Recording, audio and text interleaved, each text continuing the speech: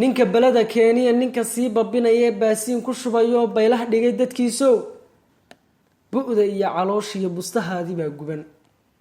ninkaad boqonta goysee bilaawada u sidataa waa beer wadaag iyo ninka baadidaadii iyo wanaagaaga baytiya bawdadaad ka jabisiya dhibkan aad badaysaa berri adiga mooye baanin maayo ruux kale adinkaa babanayo awood buuxda haysto hadba gees u baxaye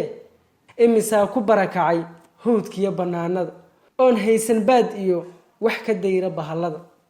maxiskaa barmaqan yahay maad baaqa dhugataan maad colaadan ba'an iyo baajisaan dhibkaan jira inta aan barkiin goyn barka kalena naafiyo baralaysi uu noqon ka baaqsada colaadaha maanta waxaan halkan aad iyo aad uga muujinayaa in aan ka xumahay dhibka ka taagan waddankeena gudihiisa gaar ahaan galmudug waxa islaynaya ee isdilayahay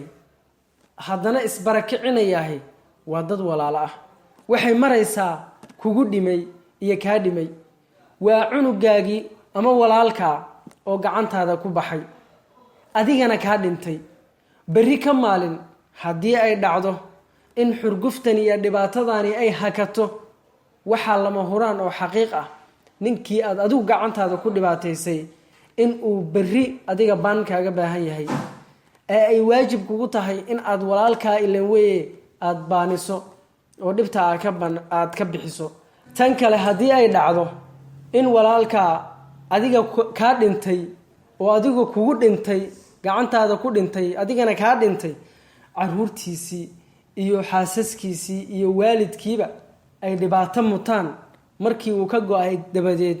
cuqubo adigu aad sabab u tahay ayaa halkaa ka dhalatay dadka shacabka ah ee baraha bulshada aadka u adeegsanaya muujinayana in qaarkood ay ku faraxsan yihiin arrinkan qaarna ay ka xun yihiin iyaga oo kala taageeraya labada dhinac waxaan ugu baaqayaa oo aan leeyahay wax ka wanaagsan maanta nabad wax ka wanaagsan oo dadi ay ku wada joogi karaan ma jirto qof kastoo ka qayb qaado baaq jeedi nabadeed intii aad maaragtaa colaad hurinteed aad ka shaqayn lahayd waxaan leeyahay qof walbow baaqaagu qof kastoo waxa uu noqon karaa badbaado ummadeed adiga oo ku baaqa nabad wuxuu noqon karaa baaqaasi badbaado ummadeed adiga oo colaada sii huriyana waxa ay noqon kartaa burbur ummadeed baaqaagu qof kastoo waxa uu noqon karaa badbaado ummadeed adiga oo ku baaqa nabad wuxuu noqon karaa baaqaasi badbaado ummadeed adiga oo colaada sii huriyana waxa ay noqon kartaa burbur ummadeed